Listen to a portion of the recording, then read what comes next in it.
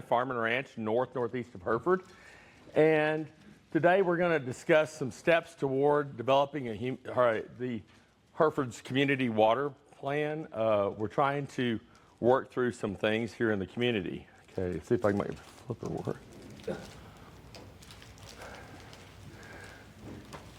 We have here in Hereford, Texas, this is a landmark elevator. This is Hereford grain. It's been here my entire life. It has millions and millions of bushels of grain that was grown in off the waters of the Ogallala have been through those facilities, and they've really served a big landmark purpose here. Things are changing, though, as we move forward here in the community. As we work through this idea, what basically started was Jim Starrett and myself are both involved in the regional water planning group, the Region O out of Lubbock, which Paul Joe is a part of, and we think through water concepts. I'm also involved in the High Plains Water District's advisory boards, and we have discussions about how we look at water. And when we look at the long-term trends of the region, we start realizing that we've been on this long-term decline. Robert Mace had a great map about that, showing that earlier, how that goes on. And so as we went through that process, we had to start looking for how are we going to approach this. So obviously, you go through various steps to identify how you want to handle this. The first thing, we were identifying the issue through our involvement in water discussions. And then we opened up some dialogue, and then we realized when we open up dialogue, we don't have all the answers, or we need credibility for the answers. So we hire professionals, and we look at how do we get that information disseminated in the community, and we go to small group discussions, and then we go further toward public education and political posturing for solutions because this does have very heart-wrenching pieces to it. There are people that will be offended on any solution we offer initially, realizing that whatever solutions are out there are looking at the best benefits. We're searching for the best benefits for everyone in the community because water affects every one of us, and we've heard that many, many times. And the hard part at the end of the day is when you've done all this study and you've done all this work and you've hired all these people and you bring all these people together, is you have to come up with a way to have some action about it. Because if you go through all this study, you've just wasted a lot of time if you don't end up fixing a problem. And I guess that's a little bit of my parents. I'm a first-generation American. My parents were immigrants to the United States from Germany, and maybe that's where the one place where my little German blood shows up is that we don't like to see things not fixed at the end of the day. This is a well just north of town. Hereford sits right here, and this is just north of town right there. That is a monitoring well that's measured every year by the High Plains Underground Water Conservation District. They tend to do them in January. Sometimes they recheck a few of them in February to verify their data. And if you look, that well had 131 foot of saturated thickness in 2015, and we're down to 104 foot of saturated thickness in 2025. And this doesn't, so you just kind of look at that. Well, that's 25 foot of decline. That well is pretty normal in the fact that we see 2 to 3 foot declines, in some cases greater, on an annualized basis in Decimal County. The main reason is because of irrigation, and we love irrigation, but there's a place for irrigation, and we're at the point where if you sit there and look at that, if you go, okay, the last 20 or 30 feet may not be very usable, or it will be very, very low capacity wells at that point. If you look at that, 25 or 30 years, this community is going to have some problems of significance. And the time is ripe right now for us to start addressing those problems and looking at other ways of approaching it. So the issue was, it takes 6 million gallons a day to water Hereford, Texas. And that's not just the city itself. That about 3 million gallons of that goes to industrial users in the community. And so when you're using that many gallons, it takes a lot of water. The alternative to it, this is an area that's changed to a regenerative model farming that's not using much water for irrigation anymore. And if you see it, the question we had, nobody knows the recharge rates. If we go back in the dogma, there's a lot of recharge rates. If the High Plains Water District used to have one out there, it was 0.54 inches. Basically, folks, that was a wild-ass guess because no one was stopping pumping long enough to see what the recharge was. So in this area, we've stopped the pumping long enough. This one deal is where the transducer went out, so that's an artifact. That means nothing. But this is available, this data is available on that well number 365 days a year as long as we have electricity and the internet's working. And you can see the daily changes on that well. Well, that well out there, if you look at it over the last so many years, from 2020, February 2020 to February 2026, it goes up about a foot a year. And what that correlates to for people that like math, that is about a 1.8 inch recharge rate, which is significantly better. That's assuming 15% of the saturated thickness is water. If we're in Kansas, they like to say 17%. But we in Texas, we like to be a little more conservative than our friends to the north. And so 1.8 inches, if you think about it, that's about 48,000 gallons an acre per year. That's a lot of water. So our baseline, so long as we get rainfall from the sky in this area and the ground is in a position where it can absorb the water and the playa lakes are functional, we can get a reasonable supply of water to sustain life in this county for a very, very long period of time.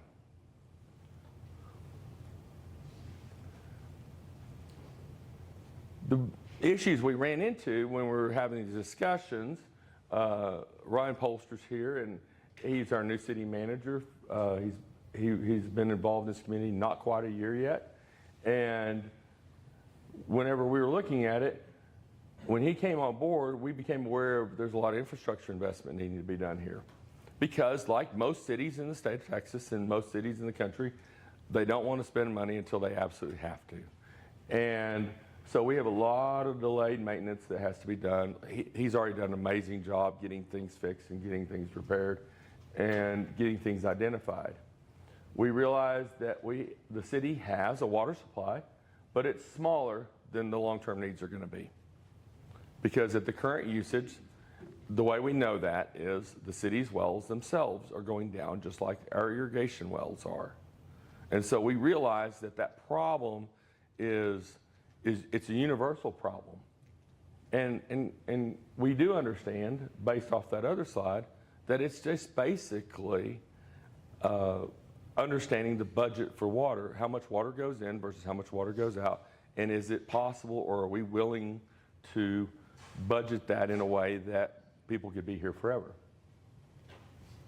We do have competing industries using the water. We have a strong agricultural industry that consists of crop farm producers that grow corn, wheat, silage for sorghum and corn silage for the dairy and cattle feeding industry. We do have a vibrant cattle feeding industry. We still are probably the leading cattle feeding county in the nation right now. And there are some other industries looking at being here also because we do have a reasonable supply of water compared to some places.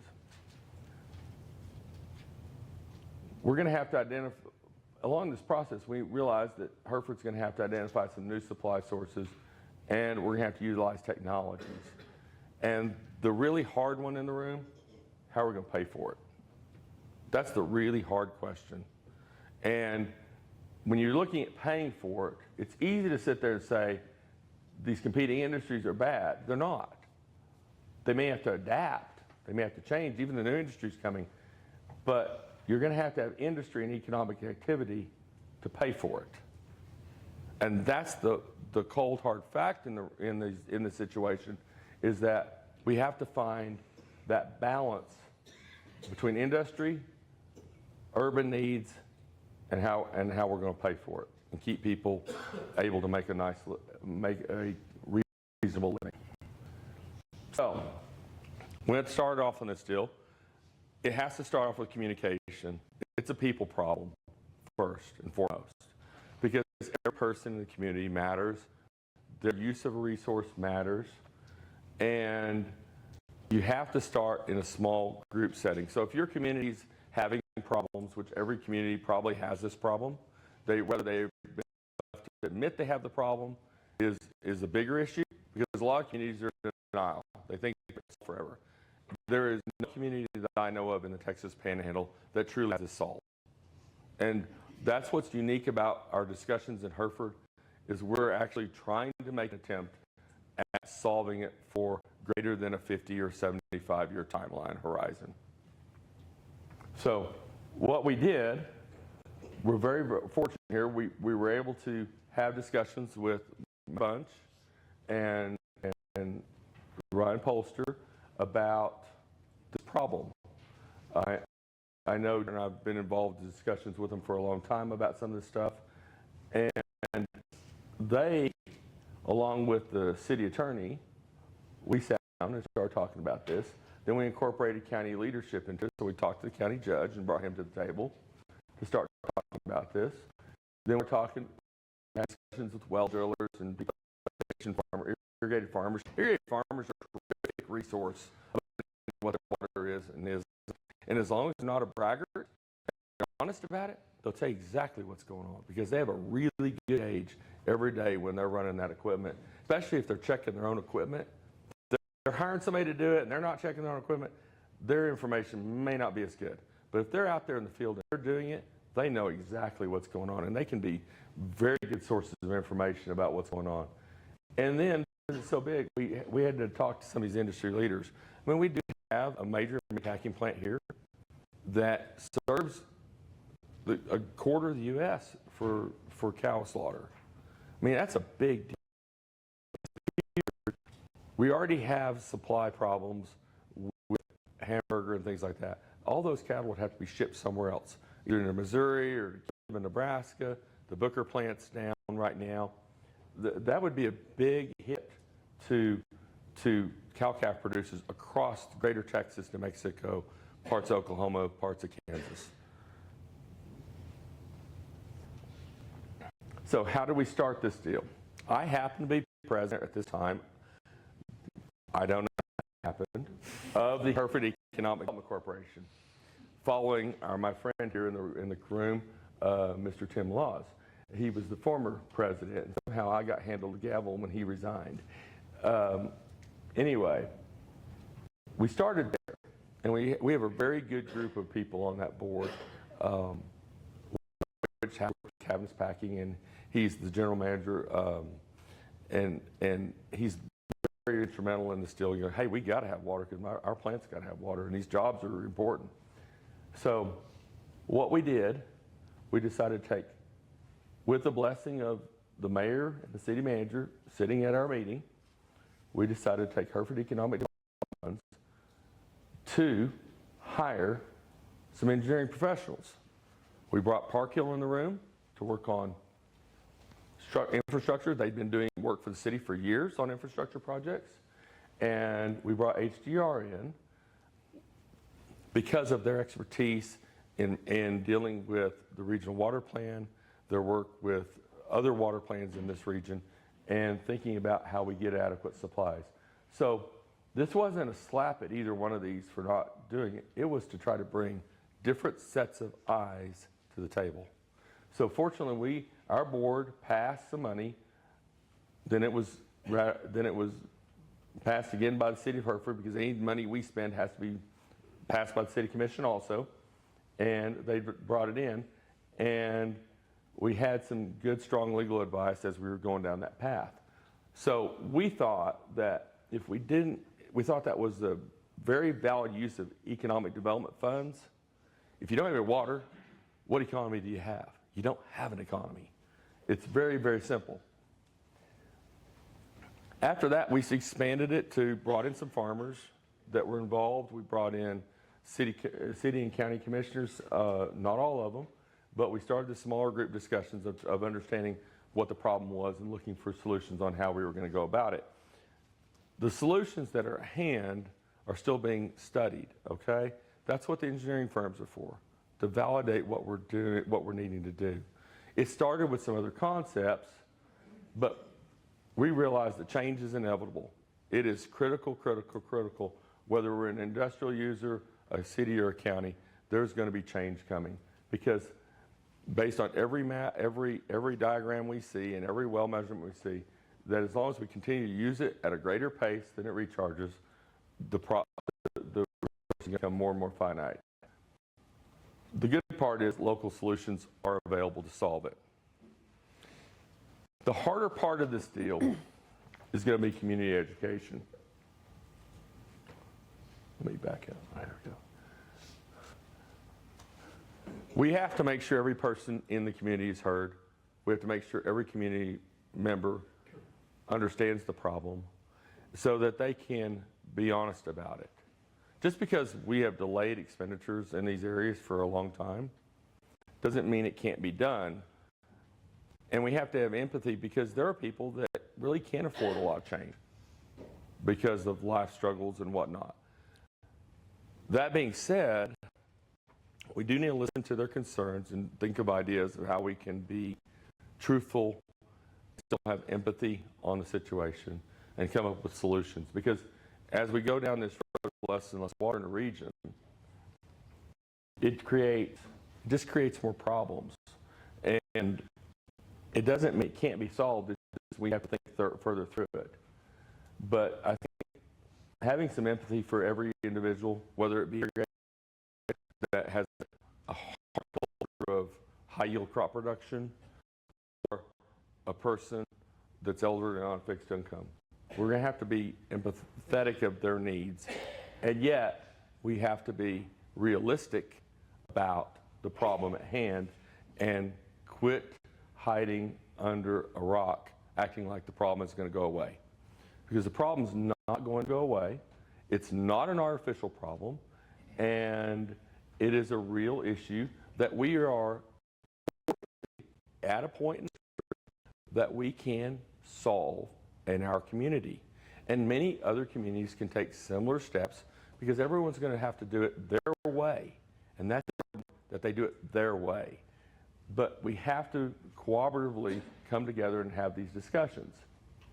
As we know in this area, there's a man by the name of Charles Schlabbs in the room who's always told me my whole life that all rain in the aquifer comes from the sky. And fortunately, in my life, I've gotten help validate that that is true. All water comes from the sky. We are here because the benefit of our Creator making an ecosystem that can work. And if we look at it, this is a playa lake of ours, and we have wildlife, and we have some water on it. This was from the summer. And if you look, this was like a few days after the rain. When it first rained, the water was up to there. A few days later, that much water has already gone in the aquifer. People that say that it doesn't recharge haven't done the math, haven't looked at transducers, haven't checked their wells, haven't thought through the bigger picture, because the Ogallala, at least in parts of Jessup County, absolutely recharges. It just doesn't recharge at the rate we want it to. So here was where our math was. This is what started the original argument. We need 6 million gallons a day. We're going to downplay. I don't think 1.8 inches of recharge is universal. I think that's a little optimistic. I think that happens to be because it's in a good area. So we tuned it down, said, okay, we're going to go to 1.35. And assuming in some areas, if you bought a big chunk of land, you're going to have some bad spots. You know, no one here has ever bought a house that didn't have problems. There's always something in it that's not quite what you want it to be. So there is a utopia well field in the Texas Panhandle, or at least not in Smith County. So if you did the math on it, 60,000 acres times 1.35 inches times 27,154, that's gallons per acre inch. Divide that by 365 days a year, that's how many gallons you get. You get 6 million gallons, so here all of a sudden we're in balance. That's saying we're not irrigating off those 60,000 acres. We fixed all the playas through either our own means or through the help of Playa Lake Joint Ventures and the Texas Parks and Wildlife, which are great resources, and they've done tremendous on our properties on helping us do some of that by getting the water to settle across the basin instead of go to a pit and evaporate. Because basically those basins are like, the greater the surface area and the more plant matter and the more cracks that are inundated with that water, the more water you're going to get in. So this was not the solution, but this was just a baseline simple thinking approach of where we're going to be. Robert Mays talked about earlier that if you don't do anything, you're going to be at baseline. And this is just a wild ass guess at baseline. It's not totally wild ass, but it would be a guess. That it's going to take 60,000 acres to meet our community's needs. That's probably not that far off if you don't incorporate tools such as rainwater harvesting, improved efficiency, i.e. stopping all the leaks in town. Don't let the water towers leak. That was one of the first things Ryan got to deal with was, why are we not fixing the leaks in our water towers? They've been leaking for years. It's crazy, you know? So pipe leaks, water line leaks, all that can drive that number down.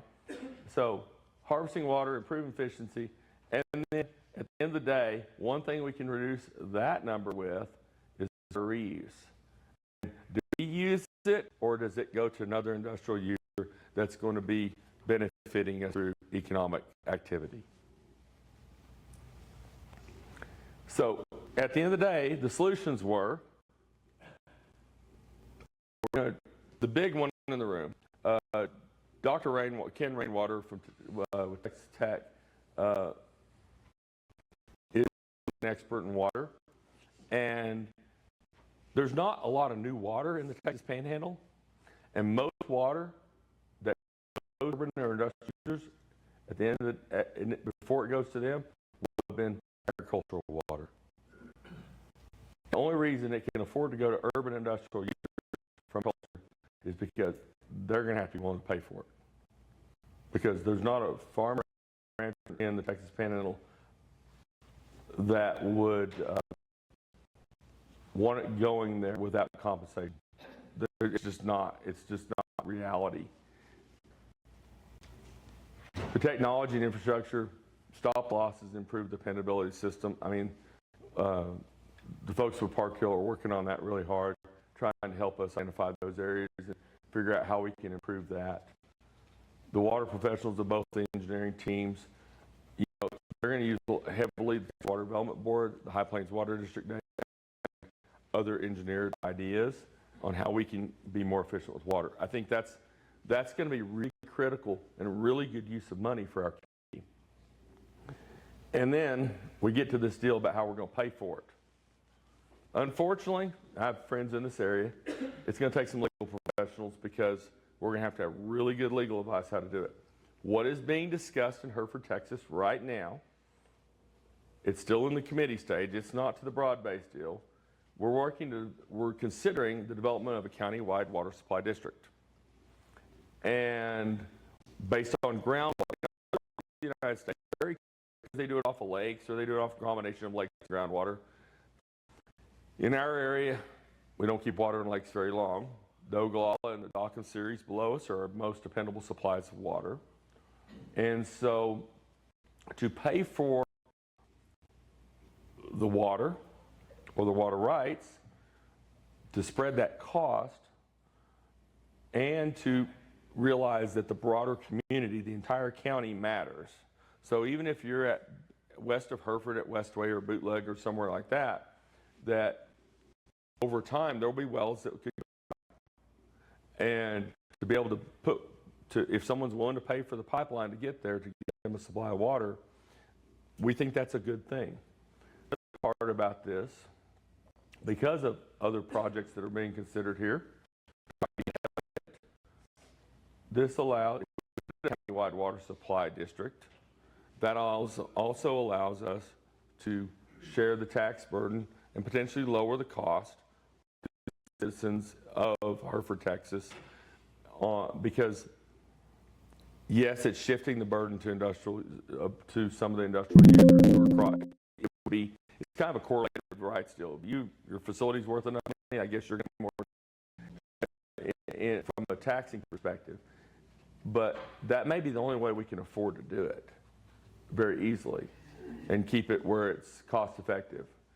And we're certainly going to have to look at rainwater harvesting and recharge of playas and trying to get systems in place and grasslands reestablished in areas that we need the water.